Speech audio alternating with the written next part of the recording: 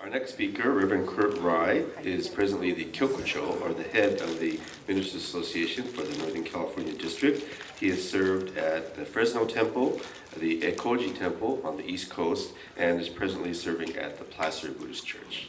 Reverend Rai.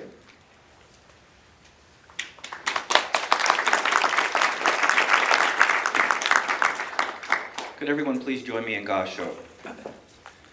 In reflecting on the ocean of great Shinjin, I realize that there is no discrimination between noble and humble, or black-robed monks and white-clothed laity.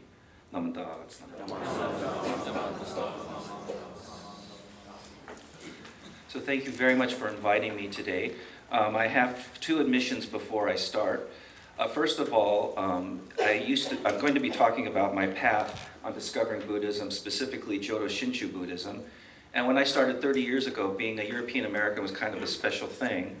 And my goodness, it's not so special anymore. So I hope you appreciate my story, because when I started in Fresno, Reverend Gibbs is slightly older than I am. And they go, "Oh, Reverend Gibbs, you did a wonderful funeral for my mother in LA. I'm like, "Oh, thank you." But I'd also like to introduce somebody that's very special to me. I have a Dharma twin that we were separated at birth. We're about the same age. We went through Tokudo and Kyoshi together. Mr. Castle, may you stand up?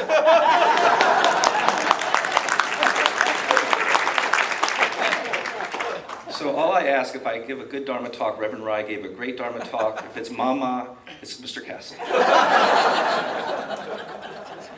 But seriously, I started off, when we had the service this morning, I was really impressed with the words that Bishop had read. This was the beginning portion of what I selected for my Dharma talk a long time ago, because it is one of my favorite passages, because it talks about non-discrimination. And part of my path with coming into especially Jodo Shinshu in America, it is very intimidating being a racial minority for the first time. Being a European American, you're all there. I go to temple, and I'm the only brown head in the temple. Then I become a minister, and the whole board is Japanese American. And it really is an interesting point, because some people drop out because of that.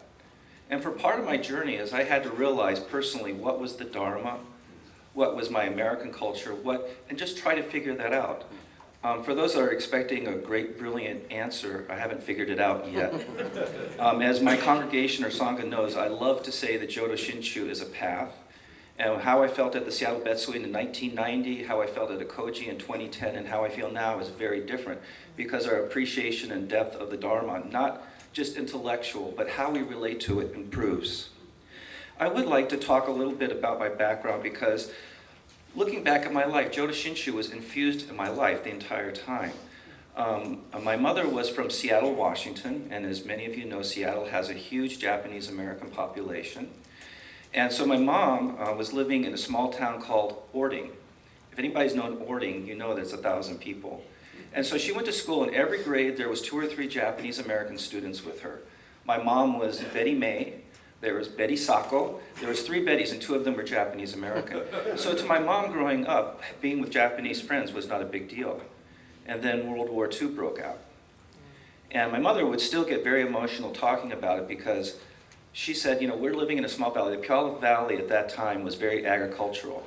So it wasn't like living in Seattle where you could say, oh, well, that's an Asian person, I don't know them. It's like I went to school with him since 1st grade. So she remembered very clearly that after the war ended, one of the people from 442nd came back, and they refused to serve him in the drugstore. And the person behind the counter went to elementary school with him. And so my mom, from the very beginning, my mom had Japanese American friends. And so I went to the teriyaki food at the, not Oakland Temple, at the Tacoma Temple. So, but of course we were very good. We'd also support all the churches. We'd have Greek food, we'd have Armenian food, we'd go to all the churches. So there was always that part in our life. And I remember going to my mom's best friend's house, and her mother pretended that she didn't speak English. And she had this beautiful obutsudan, and I was fascinated by it, and I'd look at it, and then we'd say something, and then she'd say something to her daughter in Japanese. She understood every word we said. So when she passed, when my mom's friend passed, we went to the Tacoma Temple. And for those of you that have been born in the temple, you don't know what it's like walking in the doors with the smoke going and the incense and the monks, the ministers in their robes, and just that ambiance. We talked earlier about this morning how it feels like at home. And it does that way for me, but the very first time you walk in the door, One of the things I admit to the Seattle Sangha is that I didn't chant for the first month that I came. I was horrified. I didn't do Oshoko for the first 2 months I was there. You know. So my parents go in, and my dad was a civil engineer. And so my dad was observing the service in a very academic way. And he says, oh, the way they ring the gong is beautiful. And like this, my mom says, oh, I didn't know that May's mom made good apple pie. You know, the eulogy, right? The human aspect in it. But the hard part came up is that when they had to do Oshoko. And my parents didn't have the faintest idea what Oshoko is. Any of you that have been in my congregations know I always tell people what Oshoko is because when my parents went up to do Oshoko for May's mother, what did you think they thought? They thought the Oshoko was her ashes. Okay? Yeah. So that is a vivid memory. That was 35 years ago. And I want to thank, there's so many people in this audience that I want to thank because you've been so helpful over the years, but Iwahara Sensei was at the Betsuin when I first started in Seattle as a member. And poor Iwahara Sensei asked all these really crazy questions. One time I said, well, do we have to have the onaijin or can we have a television set up there? And he thought about it, and he says, well, if it had the myogo on it, you can have a television set up. But I asked him all these questions, and the one thing that he gave that was a great piece of advice, he says, never forget these questions. Because if you become a minister, and you have people coming in through the door, if you have sansei that have gone to temple all their lives and don't know what the rituals are, remember this. And so my first assignment was Fresno, and everybody thought I was going to bring all these non-traditional people in, and we didn't, but all the sansei understood what the ritual was. So it's very, very important. So when I was in college, I was raised as a Christian. So, you know, part of when you talk to people that have converted, like for example, I love the piano, but when I hear the organ in temple, it just sounds like a Christian thing to me. And then when people say evil, it's like fingernails on a scratch board, though I know we have a technical definition of evil in Buddhism.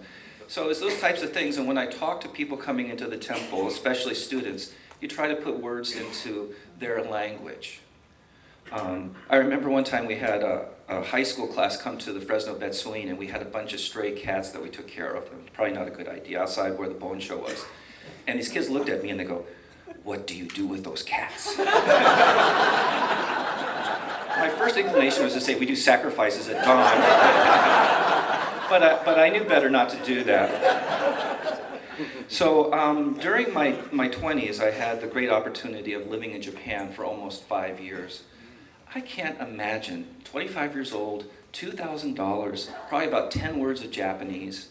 I was this illiterate gaijin going to Japan. I can't imagine doing that now, but that event changed my life. One of the things that was very important for me, as I've mentioned before, it was the first time that I was a racial minority. And that is a big learning curve for me. And another thing is that I used to have a beard until I went to Tokudo 15 years ago. And so people would look at me and they say, you look like Jesus Christ.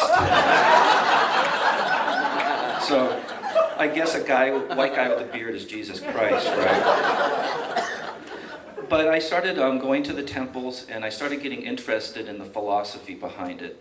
And this was the 1980s, yes, I'm dating myself, and there was a profusion of books on Japanese Buddhism in English, which my mentor, Reverend Castro, said he didn't have the luxury of 10 years before.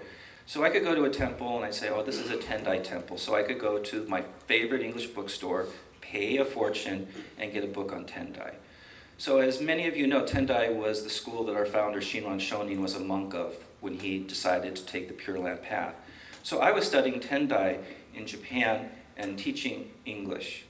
I always say teaching English supported my Japanese habit. So where my English school was in Shinjuku, for those, how many of you have been to Tokyo? Okay, so if you've seen Blade Runner, you know what Tokyo looks like at night, right? It's a crazy place.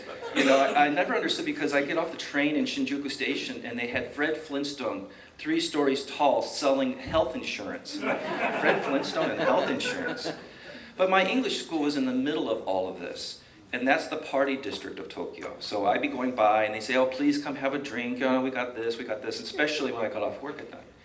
And so one night I got off work and there was a temple in the middle of all this. And it was very eerie because it was dark. And Japanese tombstones, I think, are much scarier than ours. And they had a sign that says English Buddhist Academy with an arrow pointing that way. Okay, how can I pass this up? Changed my life. I found a group of people that every week on Friday we would have in English, any denomination, somebody that would tell us about Buddhism. Okay? And one of the things that I've told before is, the idea of race is that in Japan at that time it's no longer correct, but they use the word gaijin, right? I know my Japanese is not gaikokuji. Does anybody know what the kanji for gaijin means? Outside person. That's why now it's gaikokuji. So when I lived in Tokyo, I had blue eyes, I was American, people wanted to party with me, they wanted to learn English, but I didn't have a personal connection. When I went to this Buddhist group, for my first time, I made friends in Japan.